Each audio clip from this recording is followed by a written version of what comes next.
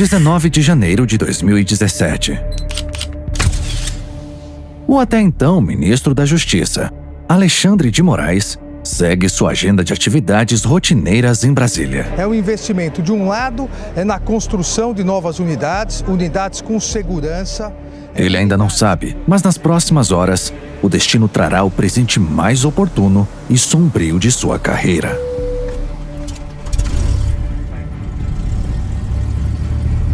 Um jatinho executivo decola do Campo de Marte, em São Paulo, com destino ao litoral do Rio de Janeiro. O clima é instável, mas nada que preocupe um piloto com mais de 7.000 horas de voo. A decolagem está aprovada.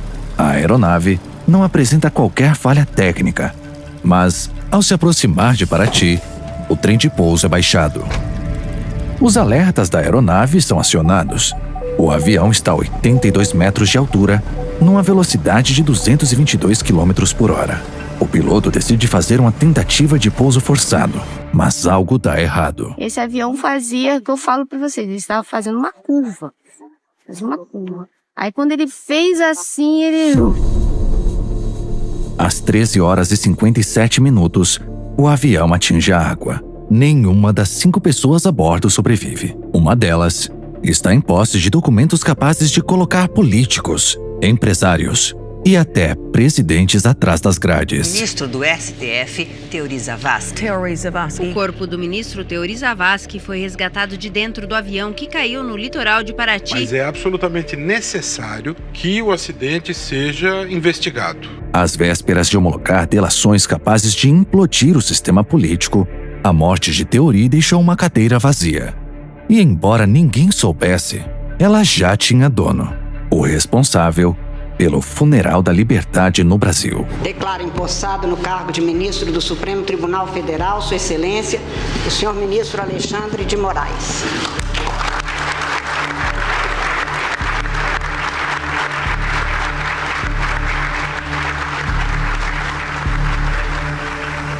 So this is how liberty dies. With thunderous applause.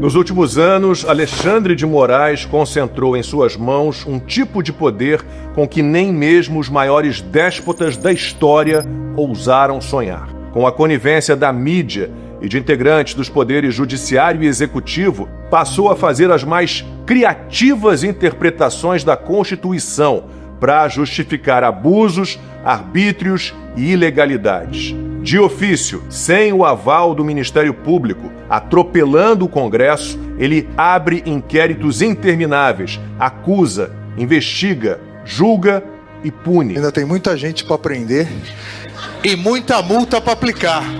Com esse poder, ele não apenas derrubou perfis, derrubou redes sociais inteiras, calou opositores e usou a Polícia Federal como um braço pessoal de repressão, perseguindo jornalistas sem acusação formal pelo terrível crime de falar demais.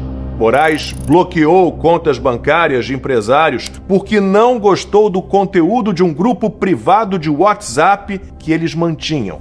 Censurou e prendeu parlamentares por exercerem sua função, parlar. Prendeu milhares de inocentes e destruiu suas famílias. Negou atendimento médico a presos políticos. Um deles virou símbolo dessa tragédia. Clériston Pereira da Cunha tinha 46 anos e teve um mal súbito durante um banho de sol na manhã desta segunda-feira. Clériston tinha diabetes, hipertensão e usava medicamento controlado. O ministro do Supremo, Alexandre de Moraes, não chegou a analisar o caso. Daniel Silveira, Débora Rodrigues, o número de vítimas da repressão do judiciário é enorme. Tudo isso fez com que Alexandre de Moraes, em julho de 2025, fosse incluído numa das listas mais temidas do planeta, a dos sancionados pela lei Magnitsky. Na companhia dos maiores torturadores, ditadores e psicopatas, Moraes passou a ser reconhecido no mundo todo como um tirano, um violador de direitos humanos. E nem isso foi suficiente para contê-lo. Em 11 de setembro de 2025, o Supremo Tribunal Federal condenou o ex-presidente Jair Bolsonaro a 27 anos e 3 meses de prisão. Num julgamento fajuto, baseado num papel nunca assinado, inventaram uma trama, crimes inexistentes, sem provas, sem testemunhas, sem foro. O circo inconstitucional, além de Moraes, reuniu o ex-advogado e o ex-ministro da Justiça de Lula e teve transmissão ao vivo e os aplausos do sistema e os aplausos da mídia. Uma mídia falida, vendida, que abandonou a verdade para propagar narrativas para servir ao dinheiro. Abra os olhos, desligue a TV, não aceite ser manipulado. Você tem o direito de buscar e saber a verdade. Foi por isso que nós decidimos ir muito além das versões fantasiosas oficiais, organizando e documentando os fatos. Quem é Alexandre de Moraes? Quais são as suas ambições? Quem são os seus aliados? Por que ele acumulou tanto poder? E, mais importante, o que ele precisou entregar em troca desse poder? O que você vai ver agora é um dossiê, uma produção audiovisual que une documentos, pesquisas e fatos sobre o maior ditador da história da República Brasileira. Seja bem-vindo ao primeiro documentário oficial da Timeline.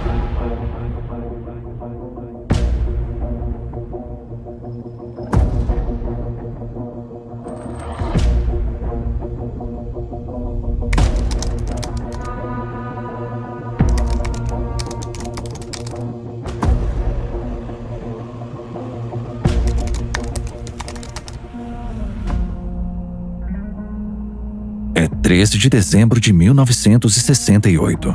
Sob o regime militar, a economia brasileira começa a crescer, mas o preço é a liberdade. Insatisfeitos, brasileiros se opõem ao regime. Greves em fábricas, confrontos em universidades, protestos. Tudo indica que algo grande está para acontecer. Ninguém sabe o que será, mas todos podem sentir. E então, acontece. Após ter ouvido os membros do Conselho de Segurança Nacional, resolveu baixar um ato institucional que tem como finalidade fundamental preservar a Revolução de Março de 1964, a fim de que possamos, saneando esse clima de intranquilidade que gera a desconfiança, o desconforto e procura de qualquer forma atingir o regime que precisamos defender, baixar um ato institucional. Naquela sexta-feira, foi publicado o Ato Institucional número 5, um decreto que consolidaria o regime militar pela próxima década. Ninguém sabia ainda, mas, naquela mesma noite, em uma maternidade da cidade de São Paulo,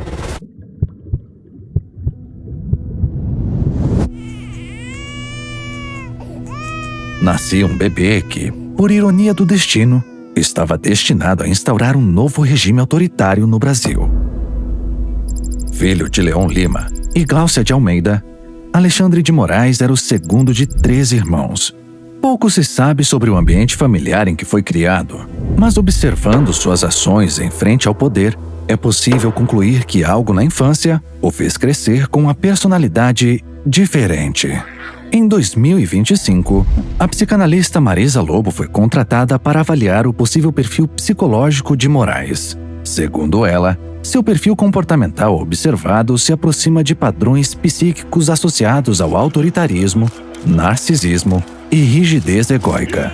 Todo narcisista passou por experiências de abandono, ou pelo menos se sentiu abandonado. Pode ser que não tenha sido. O amor era direcionado para o outro, não deu certo, eu direcionei ele só para mim. O narcisista só enxerga ele, o bem dele, o que você pensa sobre ele. O mundo da fantasia, onde tudo existe por minha causa. Tudo existe porque eu estou nesse mundo. Eles se comunicam bem, eles sabem persuadir, eles são muito articulados na comunicação com outras pessoas. Judiciário que não é independente não tem o direito de ser chamado judiciário. Eu posso garantir aos senhores e às senhoras que no Brasil o judiciário é independente e é corajoso.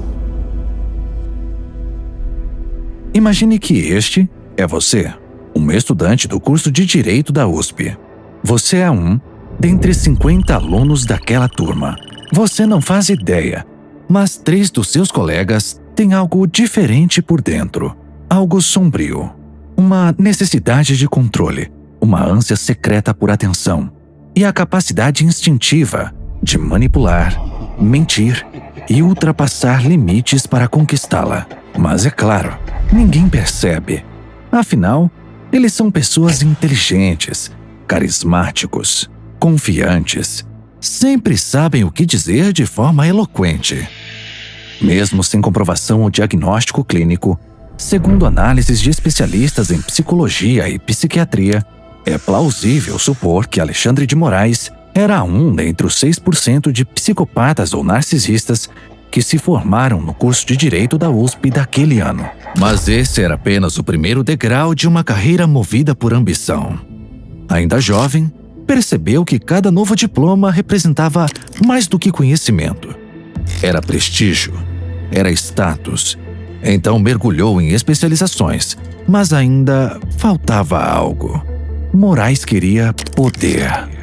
No início da década de 90, com apenas 23 anos, passou em primeiro lugar no concurso para o Ministério Público de São Paulo. Era seu primeiro cargo de comando. Como promotor de justiça, tinha agora em suas mãos o poder de acusar, fiscalizar e destruir reputações.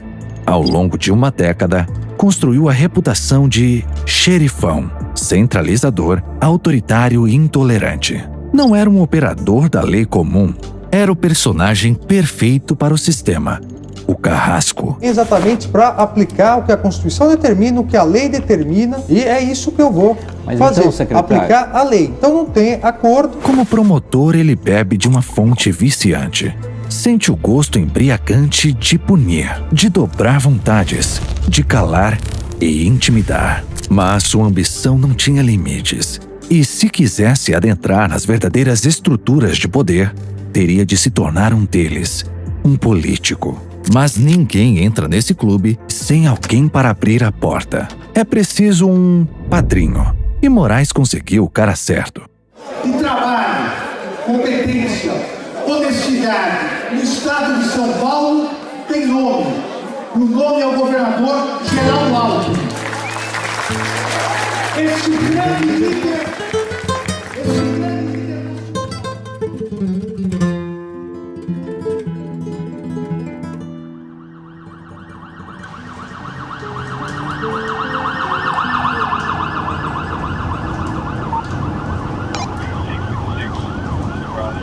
São Paulo, maio de 2006.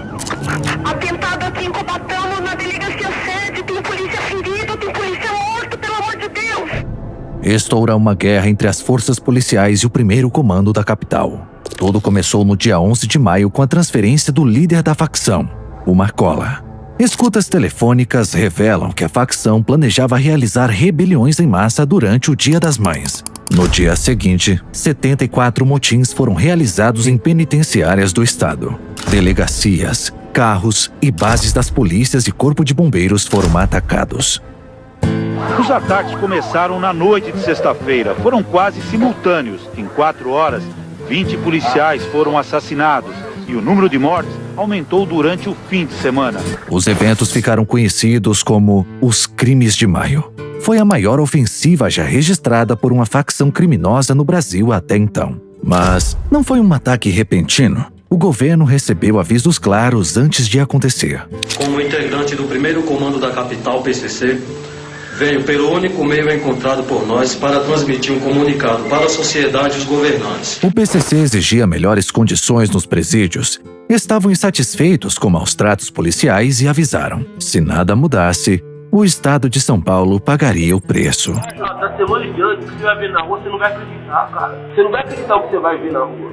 É pra acabar o estado de São Paulo. Na época, o governador era Geraldo Alckmin. E sua resposta às ameaças foi a mais catastrófica possível. Porque daí o Alckmin resolve, quando ele vê que é verdade, ele dá um tiro pela culatra. Acho que junto com as seclas dele pensam que espalhar os chefes, Zezinha, Geleia, Julinho Carambola, iria enfraquecer a facção. Essa movimentação de presos já estava propriamente acordada com o governo do estado, no sentido de movimentar aqueles líderes e uma parcela dessa facção criminosa. Julinho Carambola chega em Mato Grosso, já distribui lá o estatuto do PCC, já todo mundo vira PCC no Mato Grosso. Geleia no Rio de Janeiro, já conhece Fernandinho Beiramar, já se juntam ali numa aliança. Descobrem isso, mandam o Geleia junto com o Cezinha lá pro Paraná. E claro que isso causou uma revolta no espírito desses indivíduos. O diretor, ele tem escola pra casa dele, você não tem.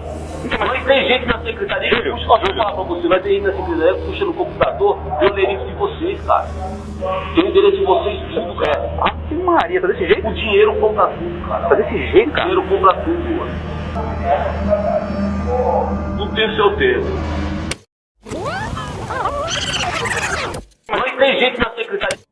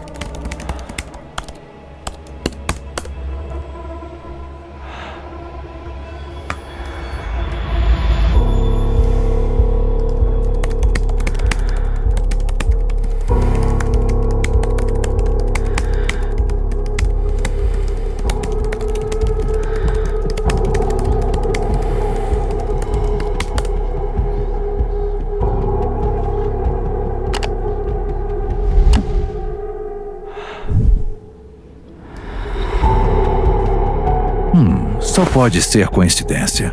Durante os ataques mais brutais já registrados de uma facção no Brasil, um dos bandidos admite ter gente na secretaria na mesma época em que o secretário era ele, Alexandre de Moraes. Isso não prova nada. Não é como se Moraes tivesse relação com o primeiro comando da capital. Mas por que então ele estava sempre por perto? Veja bem, o arquétipo linha dura que apresentou durante a promotoria foi o que levou Alexandre a se tornar homem de confiança de Alckmin. Apadrinhado pelo governador, começou pela secretaria e rapidamente ganhou espaço nas estruturas do Estado, o mesmo Estado que encerrou os crimes de maio, fazendo acordos com o PCC. Ele, um representante da PM, um representante da Secretaria de Administração Penitenciária e mais a advogada do Marcola. Todos foram até o presídio de Presidente Bernardes, num avião da Polícia Militar, cedido pelo governo do estado. O Marcola foi retirado da cela. Do you take some responsibility for the PCC gaining such strength? Why wasn't something done about that sooner? O governo nega que houve acordo até hoje. Nega com veemência. Se eu soubesse que era isso, eu não tinha dado a entrevista. Porque não tem o menor. A rota mandou um ladrão pro saco. Não dá 10 minutos, o subcomandante da rota me liga no telefone, o governador tá me ligando, o governador Geraldo Alckmin está me ligando aqui, pra gente sair do Paraisópolis. Nós tínhamos um policial baleado nosso lá dentro. Não há outra palavra que possa definir o que ocorreu dentro desse presídio, senão a palavra acordo. A partir dali, o PCC percebeu que não era só mais uma gangue. Tinha controle não só de vielas e becos, mas também de estruturas de poder. Tinham agora influência política. Dali em diante, a facção se tornaria uma organização com ambições políticas, econômicas e institucionais. A organização seria tão sofisticada que teria vários departamentos, como uma empresa. O novo modelo administrativo daria aos seus integrantes uma espécie de seguro com direito à assistência jurídica e funerária. A facção criminosa que age dentro e fora dos presídios agora criou uma seção de recursos humanos. Passa só o seu primeiro nome. Renato, a matrícula 655-103, 6 últimas cadeias. CDP Vila Prudente, Lavina 3, CDP de Diadema. Mas se há algo em comum entre todas as grandes organizações, é que elas não economizam em advogados. Mensagens que foram interceptadas pelos investigadores e publicadas na reportagem mostram planilhas com gastos anuais da facção com advogados. Em 2014 foram R$2.600.000. Mas o PCC não era o único crescendo naquela época. Nos anos seguintes aos crimes de maio, Alexandre de Moraes teve uma ascensão meteórica. Sob a tutela de Alckmin, se tornou membro do Conselho Nacional de Justiça e avançou com novos cargos no governo Kassab, outro aliado de Alckmin. Ali, se tornou peça-chave. Acumulou 4 cargos ao mesmo tempo: secretário de Transportes, de Serviços, presidente da Companhia de Engenharia de Tráfego e também da SP Trans. Acumulou tanto poder que foi apelidado pela imprensa de supersecretário. O motivo era simples. A máquina urbana que gerenciava sozinho concentrava em suas mãos um orçamento colossal. Alexandre de Moraes está à frente da Secretaria Municipal de Transportes. A pasta tem o 3º maior orçamento da prefeitura. São R$2,4 bilhões. Alexandre acumulava cada vez mais poder no setor de transportes de São Paulo. Mas então, de repente, por algum motivo, ele larga tudo. Abandona uma trajetória meteórica no poder público para abrir um escritório de advocacia na iniciativa privada. Deixa para trás prestígio, influência e poder. Mas por que alguém faria isso? Não é o que se espera de um indivíduo ambicioso, a não ser que tivesse enxergado uma oportunidade ainda maior.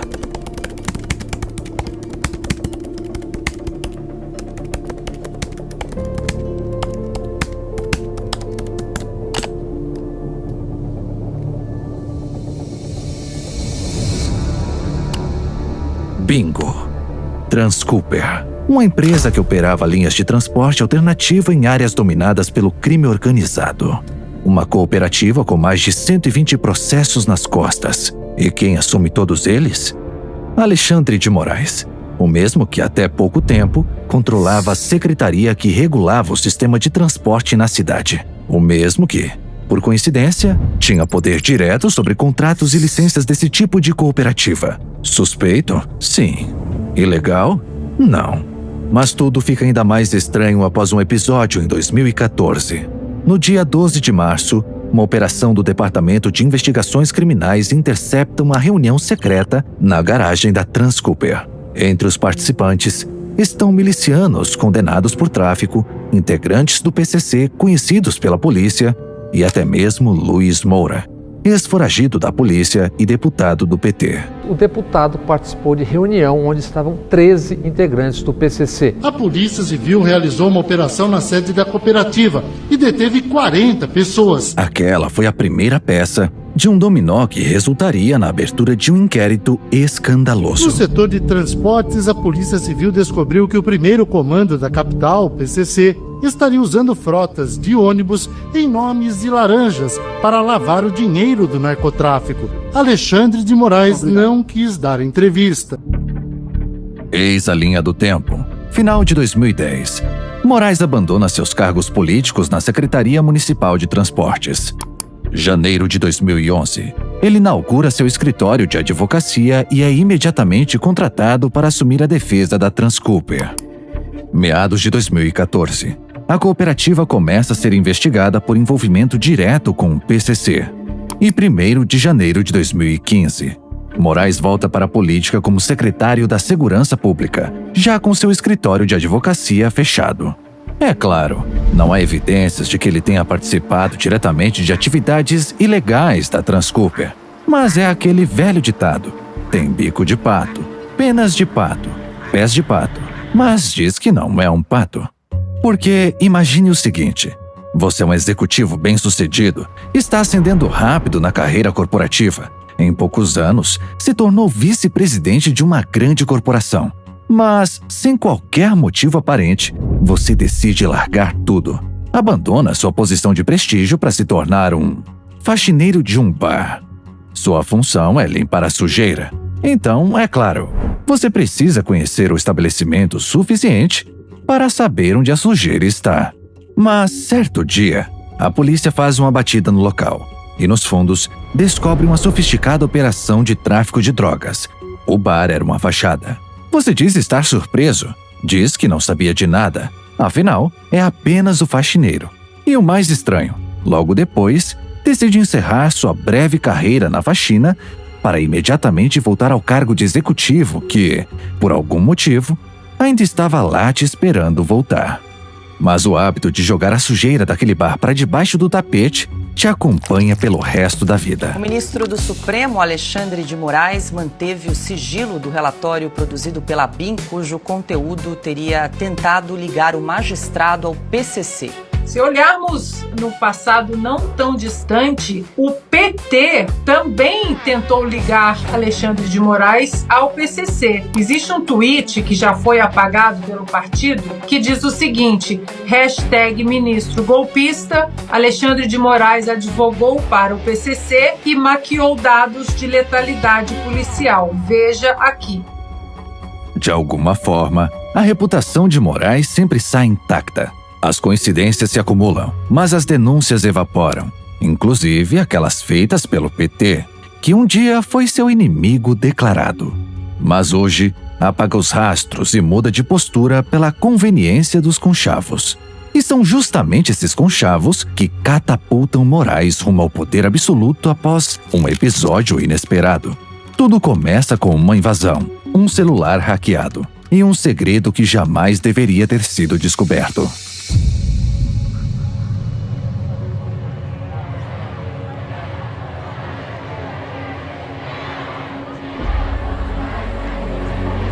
Mais de 3 milhões de pessoas, segundo a Polícia Militar dos Estados, foram às ruas de 250 cidades ontem para protestar contra a presidente Dilma Rousseff.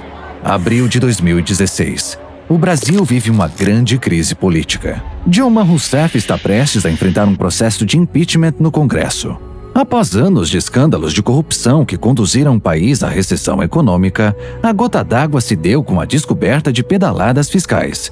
Manobras ilegais para maquiar o rombo nas contas públicas. As manifestações a favor do impeachment e contra a corrupção, o PT e o ex-presidente Lula foram o maior ato político da história do Brasil.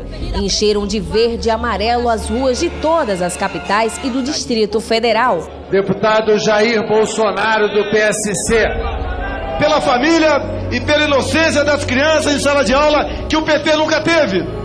Contra o comunismo, pela nossa liberdade, contra o Foro de São Paulo, pela memória do coronel Carlos Alberto Brilhante Ustra, o pavor de Dilma Rousseff. Como vota, deputado? Pelo Exército de Caxias, pelas nossas Forças Armadas, por um Brasil acima de tudo e por Deus acima de todos, o meu voto é sim. O que ninguém imaginava é que nos bastidores, a semente de uma crise muito pior estava sendo plantada.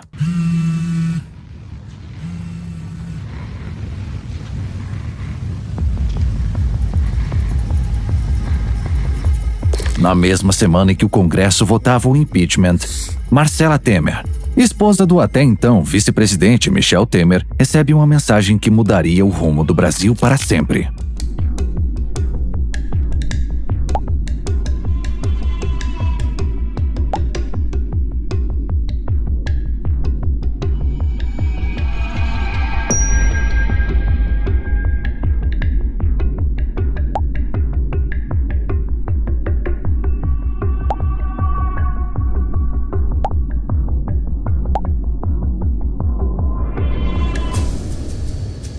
oficial. A mulher do vice-presidente está sendo chantageada.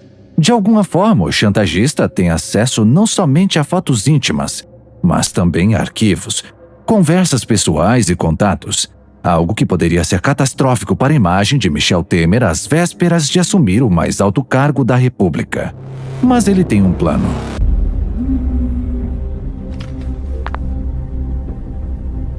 Preciso que resolva algo urgente.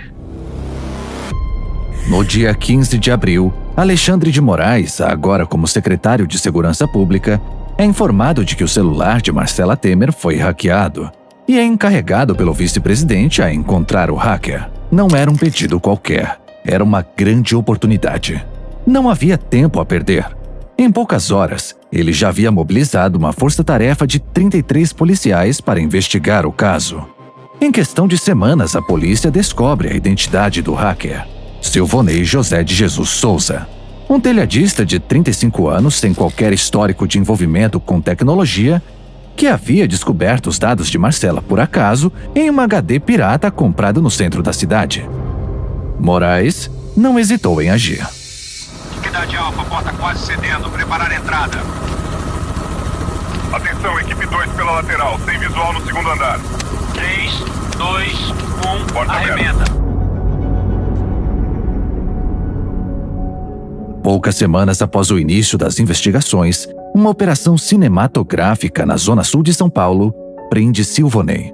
A ação mobilizou 40 policiais e 11 viaturas, que cercaram as imediações da favela Heliópolis, onde o estelionatário residia. A operação acontece no dia 11 de maio de 2016. Coincidência ou não, um dia antes do fatídico evento que consagraria Michel Temer como novo presidente do Brasil.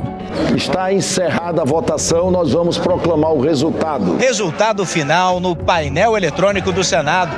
Com 61 votos sim e 20 não, está cassado o mandato da presidente Dilma Rousseff. Condenada à perda do cargo de presidente da República Federativa do Brasil. Temer assume a cadeira, e a primeira coisa que faz como presidente é demonstrar gratidão. Nomeado ministro da Justiça, Alexandre passa agora a comandar toda a máquina federal de segurança pública. Controla a Polícia Federal, decide quem será punido e quem será protegido. A aliança com Temer marcava mais do que uma escalada exponencial de poder para Moraes. É o início da transformação de um operador político para um soldado obediente ao sistema. Um ano mais tarde, foi revelado o processo de denúncia feito pelo Ministério Público de São Paulo, com trechos reais da conversa entre Silvonei e Marcela Temer. Achei que esse vídeo joga o nome de vosso marido na lama. Quando você disse que ele tem um marqueteiro que faz a parte baixo nível, pensei em ganhar algum com isso. Quer negociar o que comigo?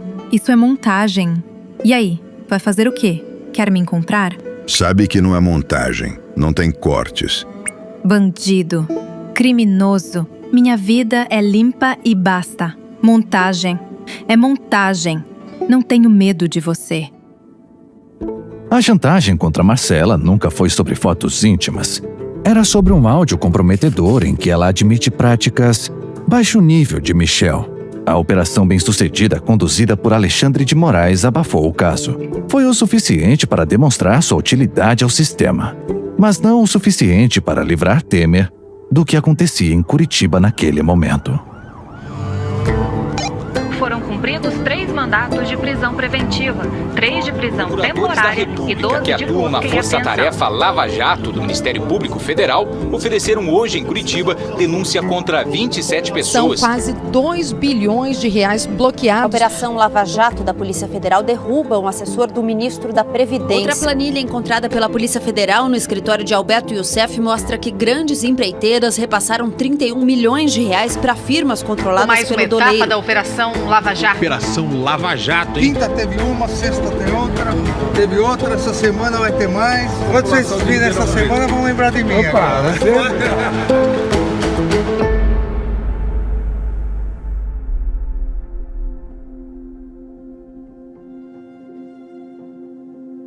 Tudo começou em março de 2014, durante uma pequena investigação contra doleiros do Paraná.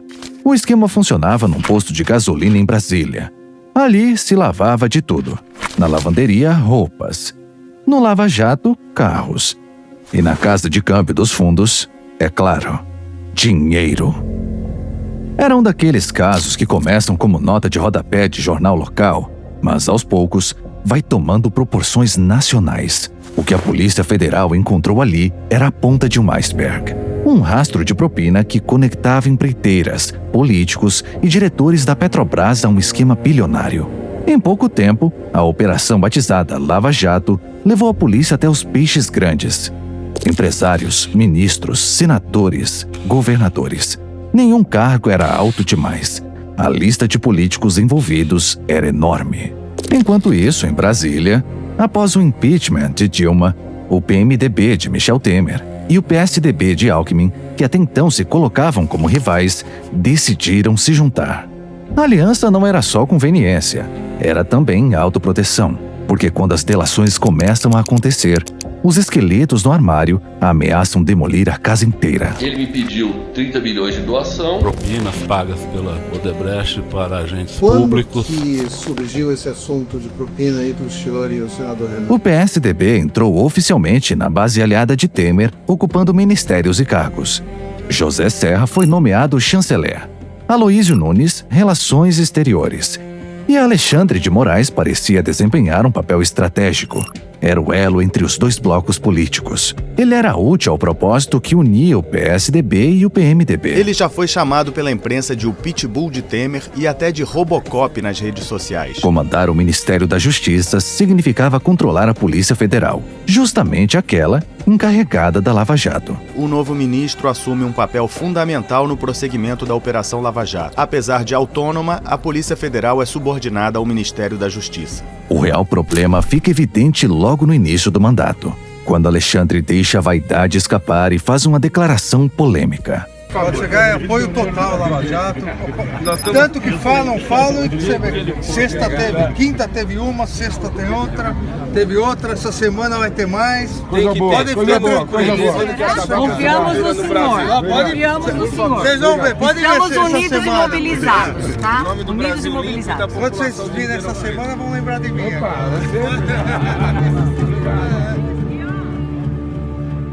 De fato, já no dia seguinte, a Polícia Federal entra em ação. O ex-ministro dos governos Lula e Dilma, Antônio Palocci, foi preso hoje em São Paulo em mais uma fase da Operação Lava Jato. O ex-ministro Antônio Palocci foi detido no apartamento dele, num bairro de classe alta em São Paulo.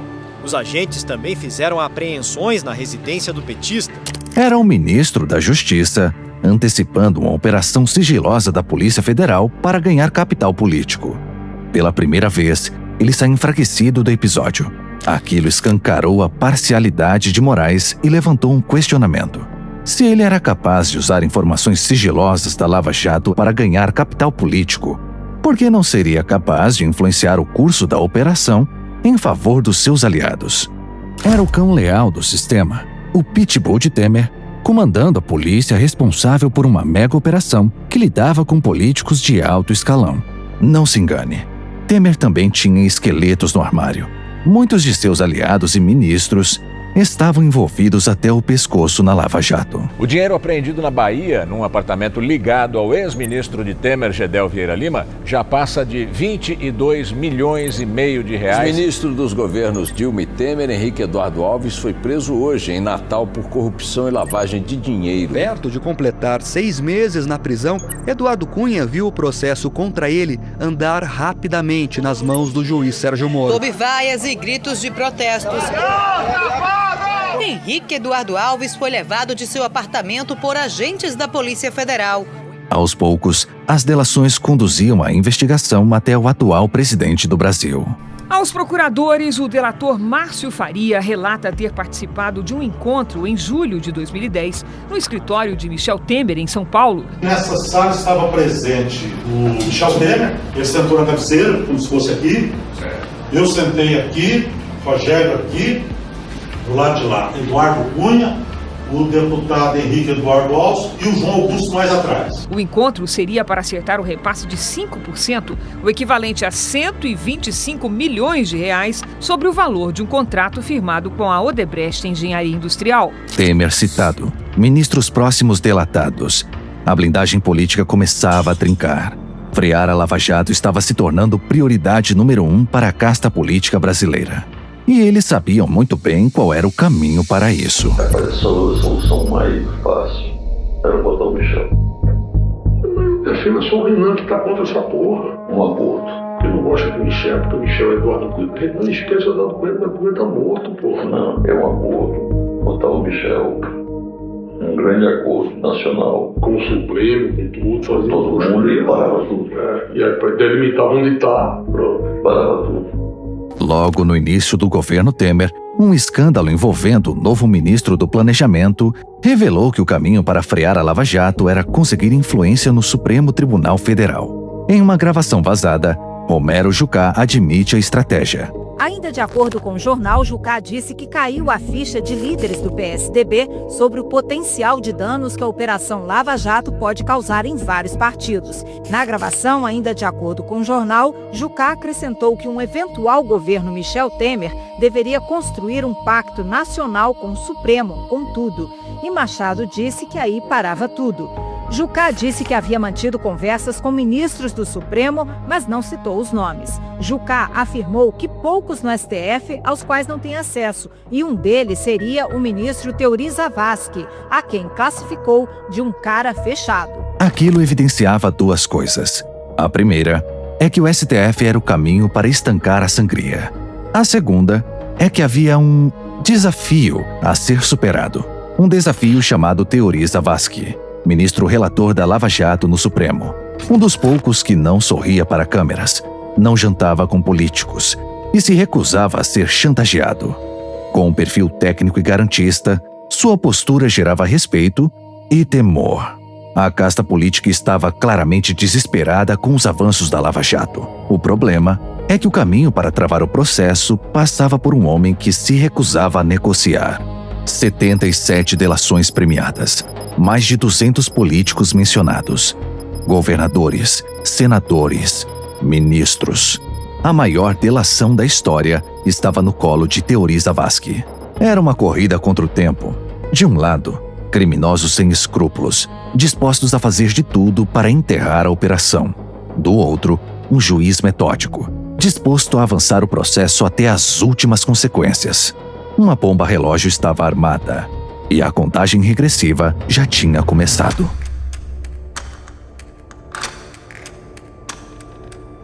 Numa publicação em redes sociais, Francisco Zavascki, o filho de Teori, demonstra genuína preocupação. É óbvio que há movimentos dos mais variados tipos para frear a Lava Jato. Penso que é até infantil imaginar que não há. Isso é, que criminosos do pior tipo, conforme o Ministério Público Federal afirma, simplesmente resolveram se submeter à lei. Acredito que a lei e as instituições vão vencer. Porém, alerto. Se algo acontecer com alguém da minha família, vocês já sabem onde procurar. Teori sabia que estava correndo contra o tempo, então decidiu abrir mão das próprias férias para avançar os trabalhos da Lava Jato. Em dezembro de 2016, enquanto Brasília se esvaziava para o recesso de fim de ano, ele varava noites debruçado sobre pilhas de documentos. Milhares de páginas sobre delações transcritas, centenas de nomes, governadores, senadores, ex-presidentes. Não era só mais um caso jurídico, era uma missão de vida. Em 18 de janeiro, Teori se encontra com o procurador-geral Rodrigo Janot para discutir os últimos detalhes antes de homologar as delações. A bomba relógio estava prestes a eclodir, mas então...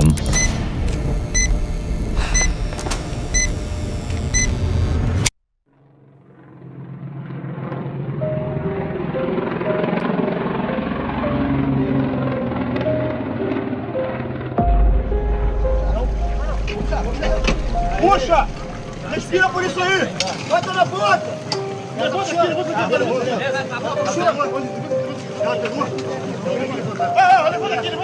Puxa a corda agora, puxa a corda. Puxa a corda! Levanta aqui, ó. Vamos adiantar porque ela pagou, hein? O homem diz agora, olha. O homem disse, vamos adiantar que ela pagou. Naquela altura ela já estava morta. Morre o ministro do Supremo Tribunal Federal, Teori Zavascki. Ele que havia interrompido as férias para analisar o processo. Teori Zavascki era, no STF, o relator da Lava Jato, a maior investigação sobre corrupção de toda a história do país. Com a morte do ministro, ainda não se sabe quem vai assumir as funções dele.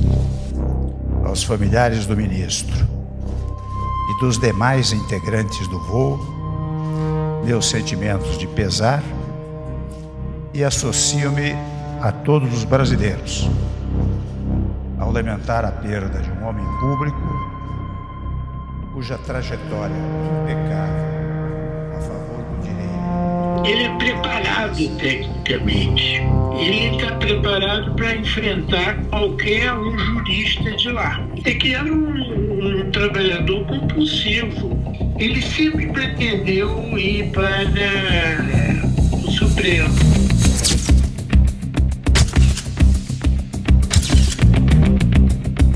Foi tudo muito rápido, tudo muito estranho, tudo muito conveniente. E não parava por aí. 2 delegados da Polícia Federal foram assassinados numa casa noturna em Florianópolis. Um deles foi responsável pela abertura do inquérito que investiga a morte do ministro do Supremo Tribunal Federal, Teori Zavascki. Mas, aparentemente, aquilo não passou de uma sequência de coincidências. O laudo técnico do Centro de Investigação e Prevenção de Acidentes não encontrou indícios de sabotagem. Não havia falha mecânica, nem falta de combustível na aeronave. O relatório final apontou como causa provável uma desorientação espacial do piloto. Um piloto experiente, com mais de 7.000 horas de voo acumuladas. E enquanto o país ainda tentava entender as consequências do acidente, o sistema já se articulava para preencher o vácuo de poder. Uma vaga decisiva foi aberta na mais alta corte do país. E o nome já estava lançado: Alexandre de Moraes.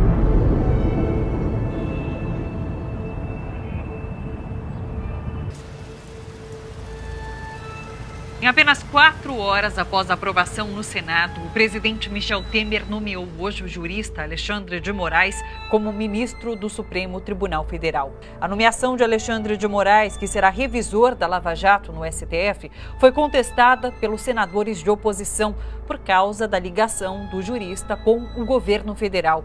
A votação secreta que confirmou Alexandre de Moraes no STF durou menos de 1 hora. A senadora petista Gleisi Hoffmann foi a única a falar como representante da bancada de oposição contrária à indicação. Nós temos muita preocupação em relação à postura dele no Supremo, até porque o que nós observamos dele na ocupação de cargos que ele teve foi uma utilização partidária. Então isso nos preocupa bastante. Nós não precisamos de um Supremo mais partidarizado ainda. O senhor não se declarou impedido porque o senhor não pode. Porque eles indicaram o senhor justamente para o senhor ser revisor da Lava Jato. Temer indicou Alexandre de Moraes para a vaga de juiz no Supremo. Alexandre será o revisor dos processos da Lava Jato. Alexandre é ministro da Justiça de Temer. Temer citado 43 vezes em delação da Odebrecht na Lava Jato. Ministro tem foro privilegiado, só pode ser julgado pelo Supremo. Se Supremo, Senado, Temer e Alexandre levassem em conta a opinião do próprio Alexandre, ele não poderia ser ministro do Supremo.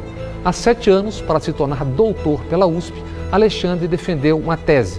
Quem servisse a um presidente da República em cargo de confiança não poderia ser indicado para o Supremo pelo mesmo presidente. Isso para se evitar demonstração de gratidão política. Boa noite.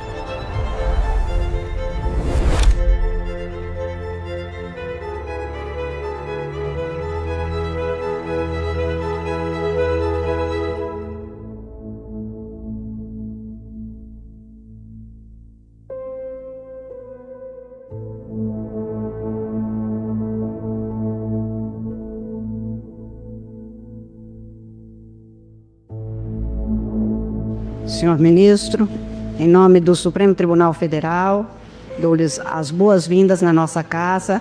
Desejo que seja um período de muito trabalho, fecundo para o Brasil.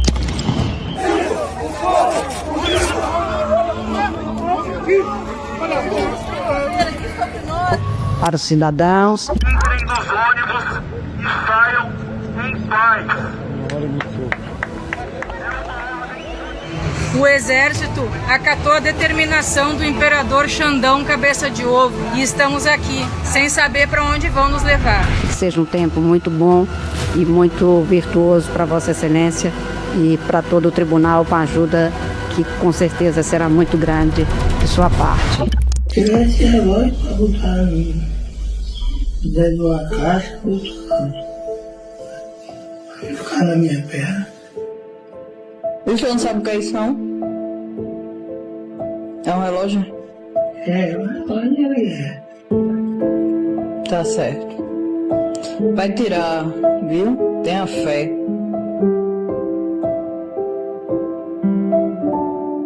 O novo ministro assumiu o papel de juiz, mas com a postura de um imperador. Não foram necessários decretos ou tanques nas ruas, bastou uma caneta. Pela primeira vez, Alexandre de Moraes havia recebido uma que dispensava intermediários, que era independente de alianças ou autorizações vindas de cima. Quem carrega essa caneta recebe um superpoder, o das decisões monocráticas. Com a cartada da urgência, os artigos 102 da Constituição e 21 do Regimento Interno do STF concediam a um único ministro o poder de suspender leis, paralisar investigações da Polícia Federal e travar políticas de um governo inteiro. Brechas da lei que poderiam facilmente ser utilizadas para decisões arbitrárias. E foi exatamente isso que aconteceu. Um levantamento da agência pública revelou que, entre 2017 e 2018, o STF já havia proferido 73 liminares monocráticas em ações de controle constitucional. Moraes, sozinho, assinou 25 delas. 1/3 das medidas autoritárias do Supremo pertencentes a um único homem. Em média, era uma decisão por semana. Juristas começaram a utilizar um novo termo para descrever o que estava acontecendo: ministocracia, quando a vontade de um ministro vale mais que a de todo o plenário. Moraes bebia agora da fonte quase ilimitada de poder. Eu disse quase, mas para ele ainda não era o suficiente. Hoje, o que o país mais precisa do Supremo Tribunal Federal, do Judiciário, como um todo, é o papel de moderação, o papel de árbitro entre os poderes. Até aqui, Alexandre tinha um grande poder, mas ainda estava preso às regras. Na maioria das vezes, precisava que um caso caísse na sua mesa. Precisava de provocação. Ainda era apenas um dentre 11 ministros, mas isso muda em março de 2019. Resolve, como resolvido já está, nos termos do artigo 43 e seguintes do Regimento Interno, instaurar inquérito criminal para a apuração dos fatos e infrações correspondentes em toda a sua dimensão. Designo para a condução do feito o eminente ministro Alexandre de Moraes. Enquanto o país criticava o que ainda restava da Lava Jato, o então presidente do STF, Dias Toffoli, decidiu abrir a investigação criminal mais criminosa da história. O presidente da Corte, Dias Toffoli, anunciou a abertura de um inquérito para investigar a existência de fake news que atingem ministros e seus familiares. Dias Toffoli não explicou qual fato gerou essa investigação, porque o processo corre em sigilo, mas disse que notícias falsas e caluniosas atingem a honra e a segurança dos ministros. Justiça eleitoral, ela é criticada direto por nós. Por que agora é crime criticar a justiça eleitoral?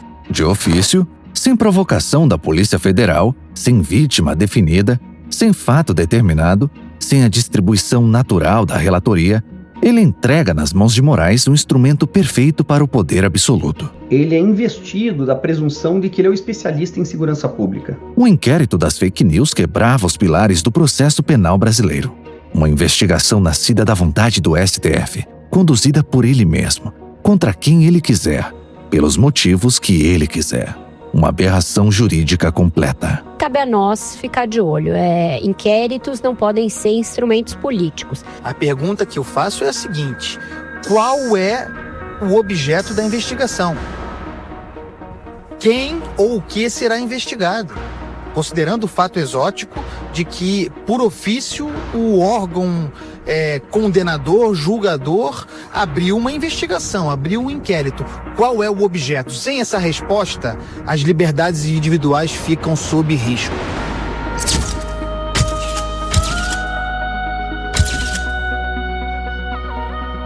Naquele dia, algo mudou para sempre no Brasil. Semanas após a abertura do inquérito, veio o primeiro sinal de que aquele era o início de uma era sombria. O amigo do amigo de meu pai. Este era o nome de uma reportagem que trazia à tona a relação entre o ministro Dias Toffoli e a Odebrecht, empreiteira protagonista da Lava Jato. Mas o cão leal do sistema estava de prontidão para agir em sua defesa. Alexandre não pediu esclarecimentos, não contestou fatos, simplesmente determinou que tirassem do ar a reportagem de capa daquela edição da Cruzoé. Pela primeira vez em décadas, a censura havia voltado ao Brasil.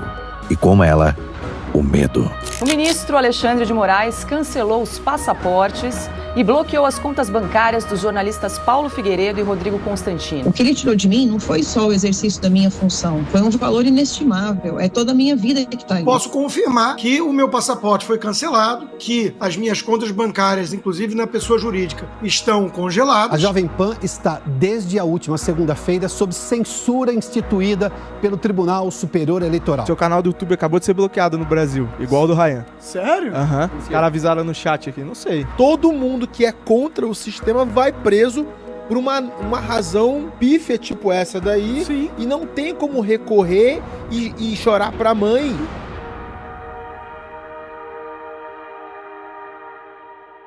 Dentre as incontáveis e já amplamente documentadas atrocidades, inconstitucionalidades e crimes de Alexandre de Moraes, teve uma que serviu de base para a consolidação de uma ditadura no Brasil: a supressão da verdade, o controle sobre o discurso. A partir daquele ponto, o preço de se fazer jornalismo no Brasil ficou alto demais. Em junho completará 2 anos que eu não vejo a minha família. Há 2 anos atrás, a Polícia Federal invadiu minha casa quando o meu filho Pedro estava na barriga da minha esposa, com 9 meses. E a segunda busca e apreensão, a Polícia Federal invadiu minha casa mais uma vez. Abre. De novo, meus advogados vão tentar ter acesso aos autos. Isso é outro inquérito. Sigiloso. A primeira foi pior porque eles colocaram armas em nossas cabeças, invadiram nossa casa como se fôssemos criminosos, inclusive arrombando a porta da nossa casa. Há 2 anos eu não vejo a minha família e o Dia das Mães é sempre um dia muito difícil. Mas nesses dias difíceis é importante você tomar uma atitude. E a minha é sempre continuar lutando pela liberdade, lutando pelo jornalismo livre. Não há democracia onde há presos políticos, não há democracia onde o jornalismo não é livre.